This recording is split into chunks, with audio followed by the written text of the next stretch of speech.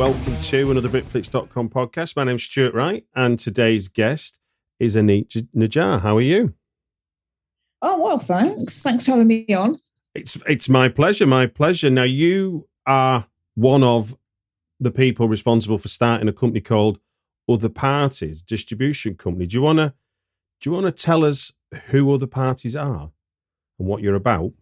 Yeah, I'm the mad woman who decided to set up a distribution company in 2022, which it's a bit mad, isn't it? But yeah, so we're a new distribution company in the UK, and yeah, just set it up with a couple of mates just before the pandemic, which was, you know, what can you say? But we released our first film last October. It was called Peer Kids, and our second film was released in April, and it was called Small Body.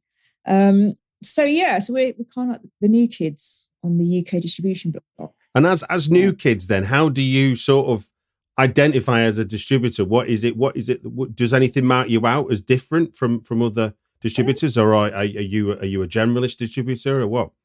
No, because I think myself and other mates who we set it up with, we all came through the UK film industry as trainees. Okay. And we worked in various roles within the industry, but we never felt like we truly belonged.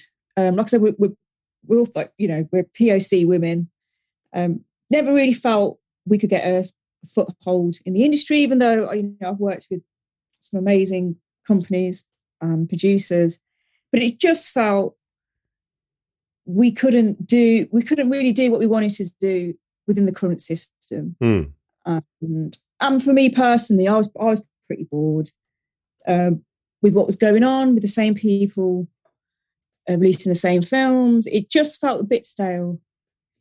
So it just felt a natural progression for me, because I started in sales and then I went into PR, then marketing, and, you know, and that's what distribution is, pretty much a combination of both of them. And it felt right for a new company to be on the UK distribution landscape that was there for a new generation of filmmakers, film goers, that had a company they could believe in, I think, and they could trust, and just and, you know, just a new voice rather than just being another faceless distribution company that focuses on just money and the constant churn of films just to keep making money. I felt we had to have it felt like a fight for film and cinema just before the pandemic anyway. Yeah. And then especially over the pandemic gave me a lot of time to think, actually, why set up a company?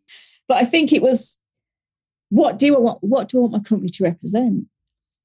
And I think, you know, and I had time to think about it, and I thought, well, I want to be on the side where we're offering a vibrant, distinct platform for films to be on, rather than just being part of a streaming culture, an algorithm fed, you know, film world that I find people are too easily adopted. Well, I think the pandemic has obviously exacerbated something that was a trend that was already happening, which was this race to make it more convenient to watch films, and then it became a race to be able to watch films that couldn't get in cinemas because the cinemas were closed, and then that created a complete identity crisis, didn't it? In film, that suddenly theatrical wasn't this exclusive thing it once was. And I think film might have lost a little bit of its identity in that time. I mean, I think what's been great, and weirdly, it took something like Top Gun Maverick to sort of reassert the fact that actually there's something magical about seeing a film in a cinema. And that doesn't mean it has to be a big blockbuster, but it needed something like that to remind people that actually just sitting on your couch and turning it off every 2 minutes because you're going for a pee isn't the way to watch films.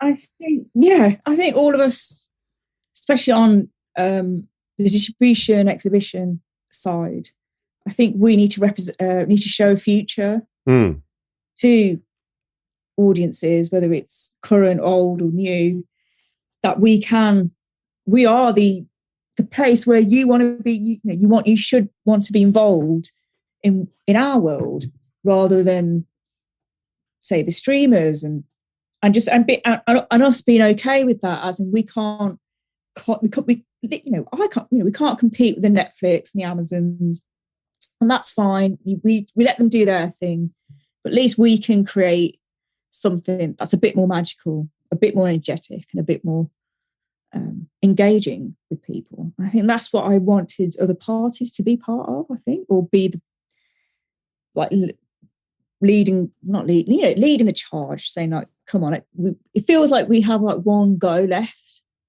before it all collapses. I know that sounds very dramatic, but that's how I felt. I thought, well, if I don't do something to try and arrest the slide or be a part of a solution that makes people excited again to make films and go to see films and talk about films the way we used to 5-10 years ago, and then, I just thought, I'll give it a go. Well, I mean, and the first two films couldn't be more contrasting, could they, in a way, as that, they really are very different films altogether. Yeah, and I think our ethos was the filmmaker, their story and their energy. I think both filmmakers we worked with, one was Elegance Brasson and the second was Lara Samani. They share our mindset of the world, and that art, the artistry, I think, flows through both the films. I think, Peer Kids is like I said, documentary, very verite, very, very cool, very, it represents a world I think many people don't really get to see on the big screen. Absolutely. And told by an authentic filmmaker who's from that world too. And I think there's an authenticity with both films I think we connected with. And that's how we acquire going forward. We look at the filmmaker, we look at their story, and we think whether do they match our vision going forward? Do they make a stand in some way? Does it affect people when they see them? Does it inspire? I know these are very grand ideals, but I think they're important because there is times where I think, oh, maybe I should, just buy, for Surefire, hit, go for established indie filmmakers and so forth. But I just thought, well, that's not really changing anything. It's not opening up to new talent, new voices.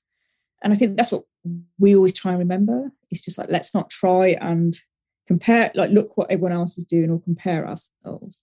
We're in a place where we have time and the energy to actually carve our own lane. I mean, I read somewhere that for people who make films, and I guess the same comes from you trying to acquire films, is that in the end, if we ignore algorithms, which are kind of process data, spitting out an answer, the one thing we can always rely on, and the thing that we've spent time refining and defining, is our own taste. Yeah. And that's, in the end, if that's not valuable, then what are we doing it for?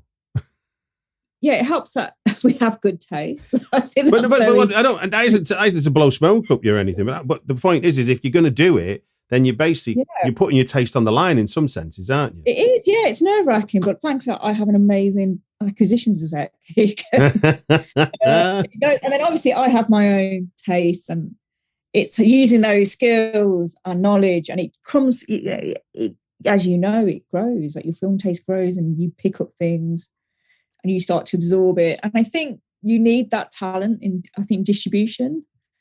I know everyone goes, oh, master of, jack of all trades and things, but distribution is, I think it's really helpful if you know everything rather than just to know one thing. Because I think for me, I think that's really important because it enables me to be flexible in my thinking. It helps me grow. And I always say to young people who want to get into the industry, because it's either everyone just wants to be, filmmaker, producer, or acquisitions. I think there's never in between. I was like, well, you should check distribution out, because I think it's a really great place to get skills and apply your skills, and it can be a bit of a laugh as well. So, well, look, for the filmmaker listening in who doesn't fully understand the role of the distributor and where and obviously the future of their film they might be making, what, ignoring obstacles and costs for now, what are the main channels of distribution available to a filmmaker that might walk in your door tomorrow? I think it's a really competitive marketplace. It's really crowded. Mm-hmm. There's more films than ever before, I think, being made and that are available. And it's difficult to see if your film can fit into the current landscape. I'm always a bit surprised when I speak to filmmakers and producers where they don't really know what's going on currently. They don't know the taste. They don't know what films are in the cinema, and that's really frustrating because you need to know that because, as you might know as well, there's some people that just have no idea. Yeah, I mean, literally, every year I get the pleasure of covering Fright Fest, which is like a snapshot of horror. Yeah. And as a screenwriter writing horror, it's good to know what everyone else is doing. It's just being present. It's being aware. Just having a look. Even if it's adverts on buses, billboards, okay. Just observing all the time in film, generally, whether you are dedicated. I mean, I don't mean like go completely off, like listen to every single podcast, do everything. It's just observing. Speak to your friends and family. What are they watching?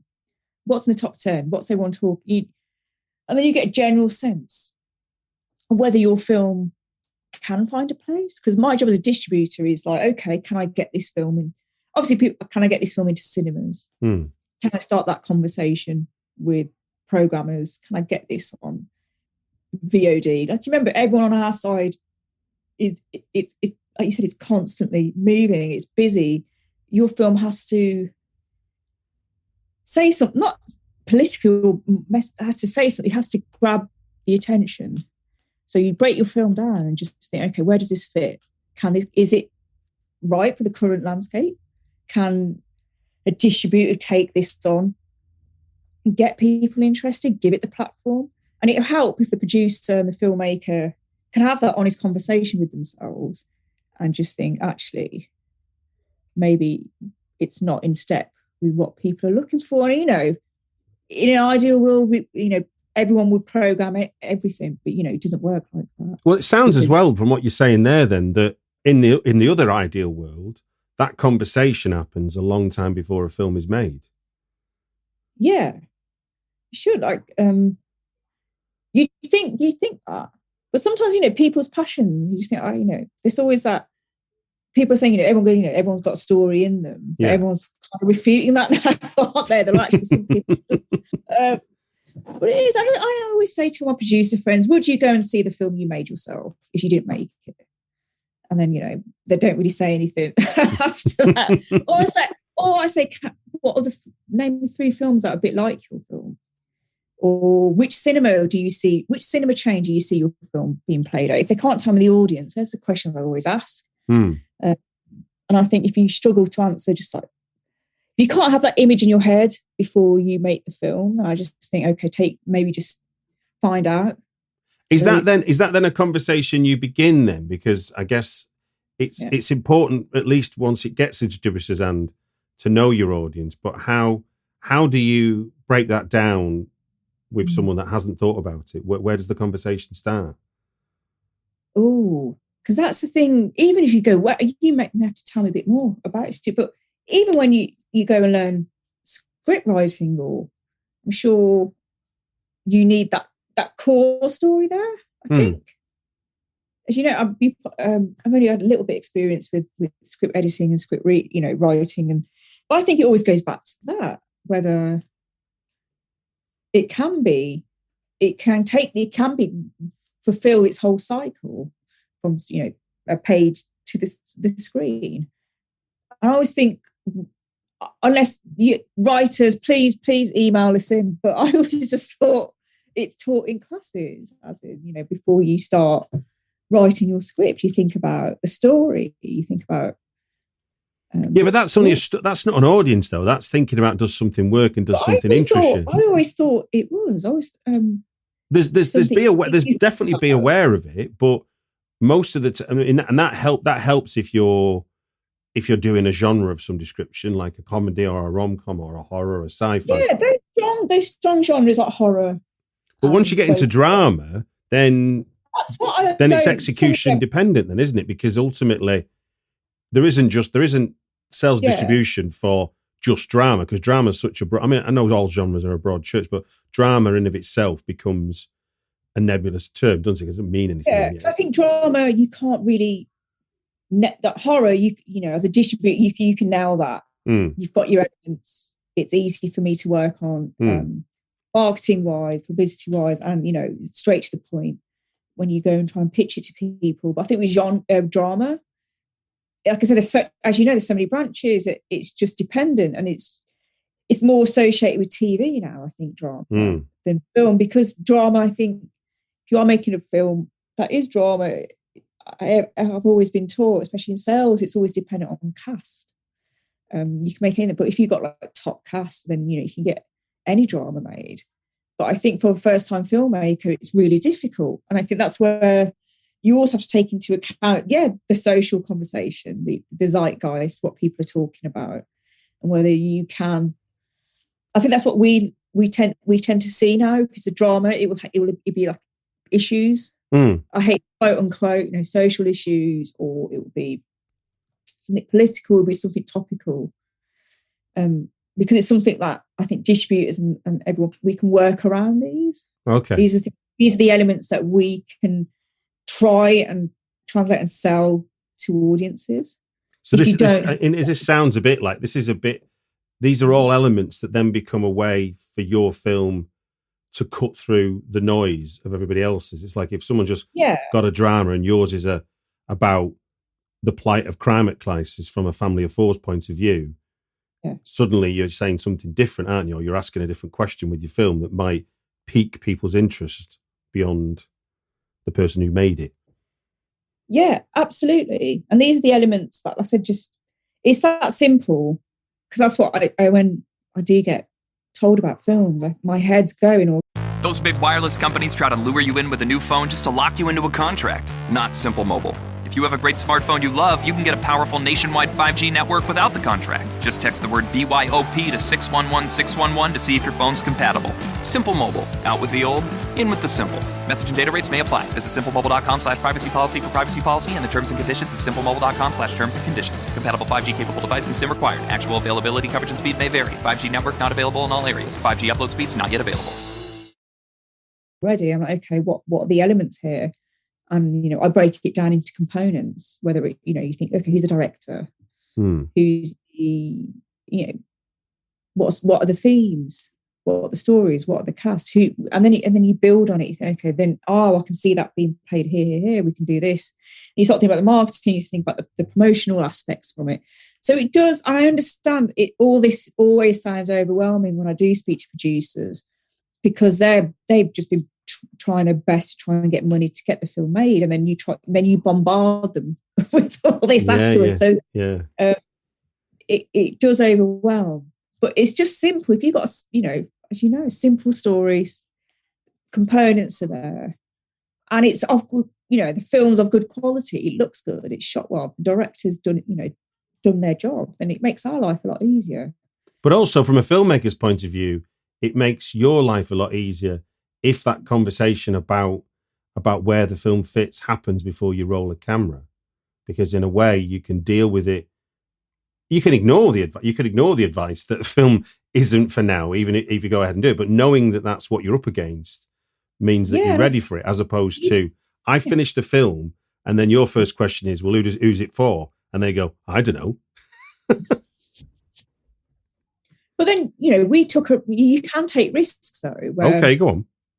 Like I said, our second small body, we took a, you know,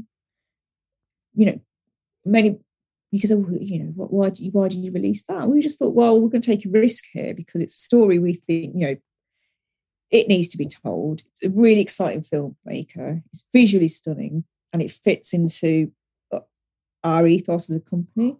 And then sometimes I would take a chance on a film that, if there's no direct comparisons, or it's, you know, it's not obvious straight away but if it's something like, you know, a small body where I can work with it and the elements are there and it's worth the risk, and then, you know, we would take a film on. But we know that it was relevant. Stories will continue to reverberate, and people will connect with the story. And it is a good old-fashioned Euro art house film as well, which it's all was, and I think we need to keep that as our company, because we are about giving filmmakers a chance and a voice and a platform. And we're like just one of the companies that, even though to the everyone else in the industry, you get you get the raised eyebrows. Oh, you putting that out, and something you've got to stand with it. You've got to stick by your decisions, and hopefully history vindicates you.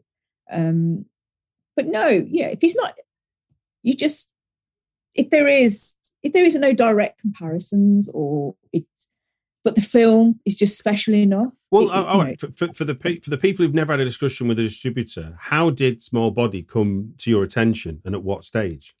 It's a festival, I think. It was paid at Cannes last year, right? And they did Toronto. But because we were setting up the company, we actually saw it at LFF, and it was the audience reaction was insane. And then obviously my DK, who does our active positions, said, just on this film, I've never seen audience reaction like this. And then that's how you start the conversation. And then we spoke to the sales agent, and then you speak to the director.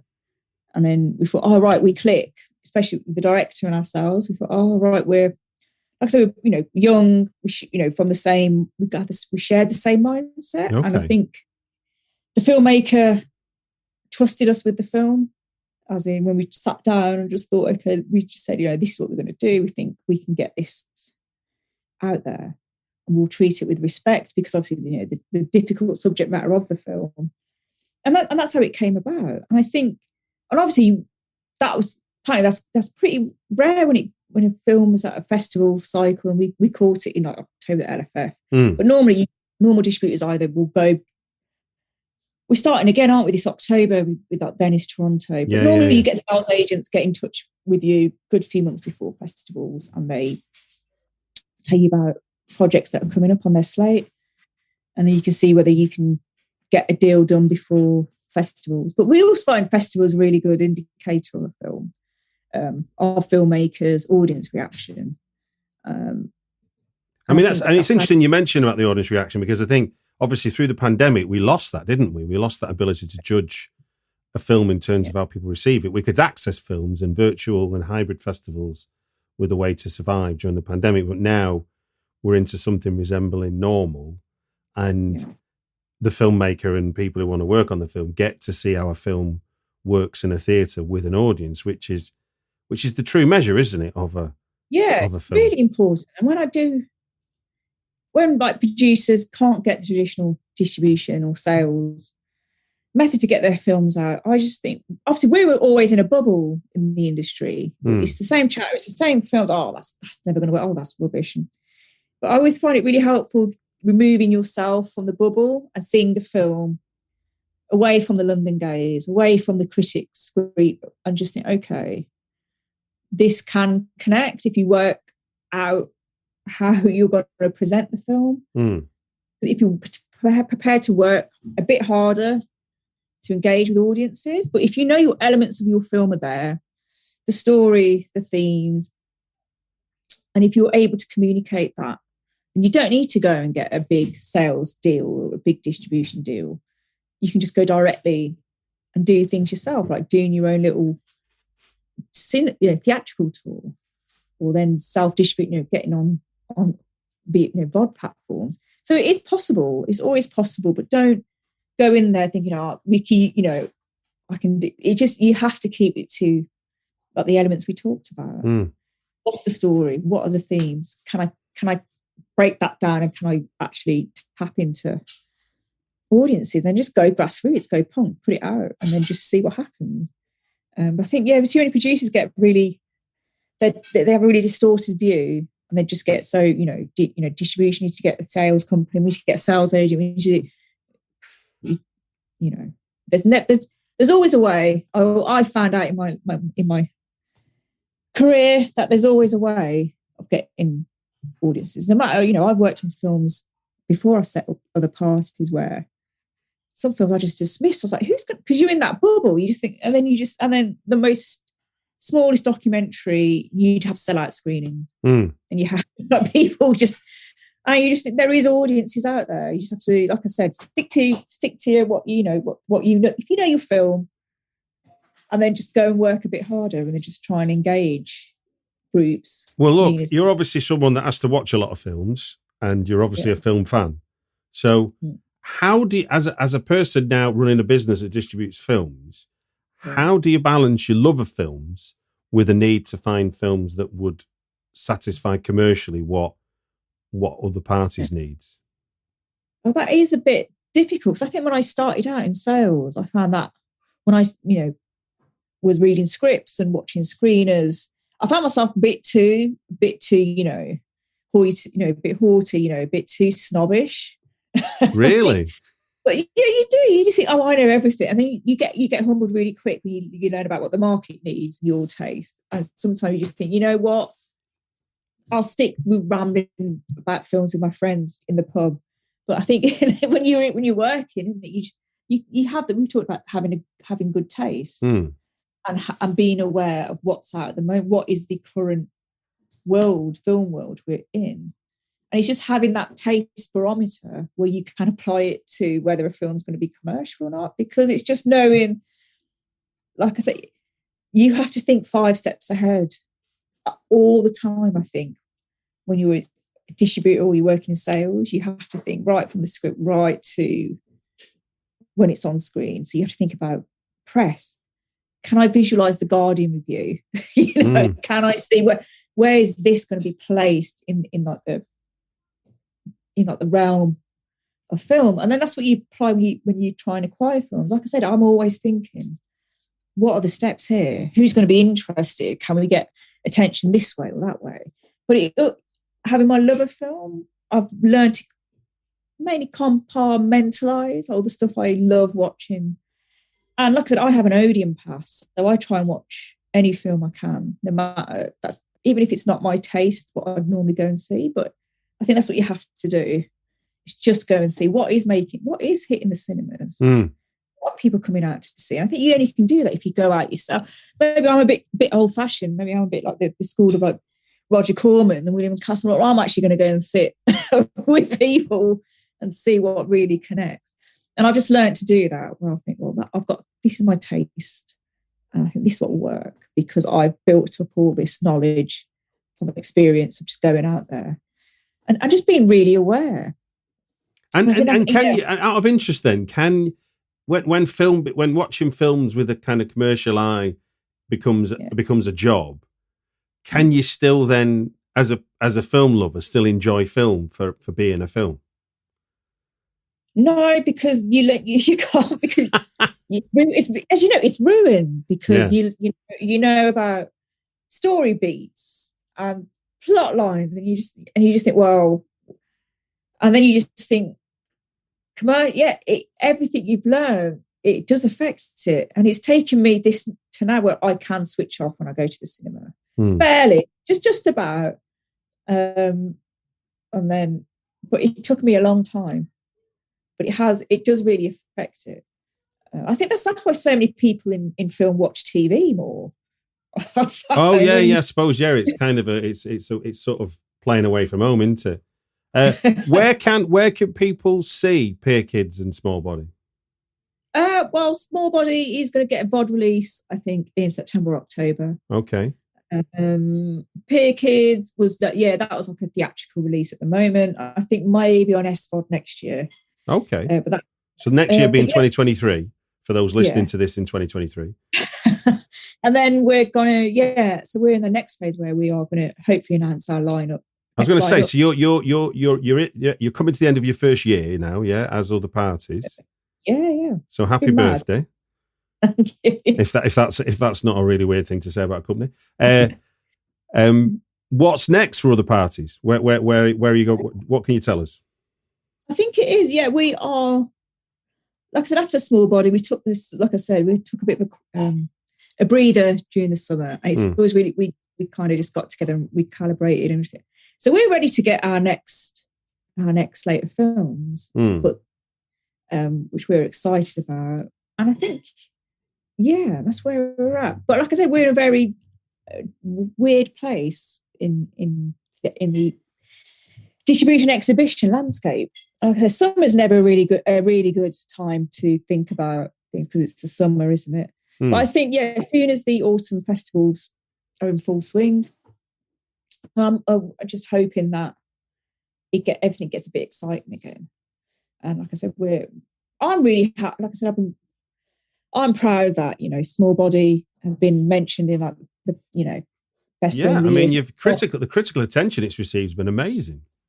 Yeah, and like I said, I'm a film fan, so I got quite overwhelmed thinking about how film scholars, when they look back on 2022, my film will be there alongside Tom Cruise and so forth, which was a bit of a surreal moment. I think so we all need to be proud of. But that's an optimistic thing, though, isn't it, for the future of the art form? Yeah, and I think every distributor who managed to get their films into cinemas this year, I think we all should be proud that we played our part to try and get cinema back to I wouldn't say back to where it was, but making it reinvent, like being part of pushing cinema forward again. Yeah. Or maybe be part of the next stage of cinema, or reinventing theatrical. And I think everyone who's released a film in cinemas this year, like I said, I'm absolutely honoured to be part of that group. And hopefully we keep this going forward. Indeed. Our next films, I think theatrical is really important, I think, for filmmakers and young filmmakers especially, and film goers. Like I said, the streamers have offered I always say this, streamers are offering like a weird future for young filmmakers. Netflix doing that 1.5 million funding for. And I just think, what are we offering on our side? I think, well, that's what we should be part of, that building an exciting world again. That I think you want filmmakers, but actually I want other parties to release my film. I know I'll get a theatrical release. I know it's going to be amazing, rather than just being lost. Well, thankfully, it sounds like from the way the trades are writing that the likes of all the big streamers have come to the conclusion that while it's convenient to put stuff out on streamers, the value that placed on their films comes from strong theatrical releases. And those that haven't done it, like at Netflix, are looking to how they can tap into that value that theatrical gives. I mean, I don't know what that looks like in the future, but it gives you hope that there's going to be an emphasis placed on theatrical as an important part of the film going experience again. Yeah, because you think,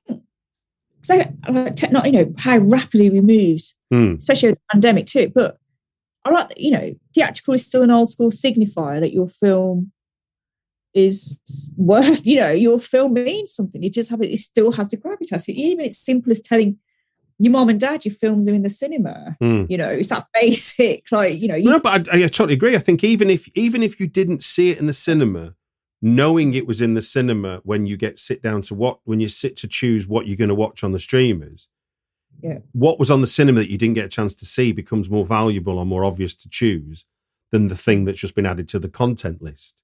Yeah, exactly. And like I said, cinemas, but has managed to survive. Yeah, I don't think cinema's become vinyl just yet. I think we're a long way from that. But let's end on that upbeat that theatre's got a lot of life in it. And it's not to say all the other channels haven't got value, because obviously some of my happiest experiences is watching on a 16-inch black and white portable. And it just gives me to say thank you very much for giving your time on the Britflicks podcast. No, yeah, thanks for having me on. Really enjoyed it. Happy to come on again. Invite me back.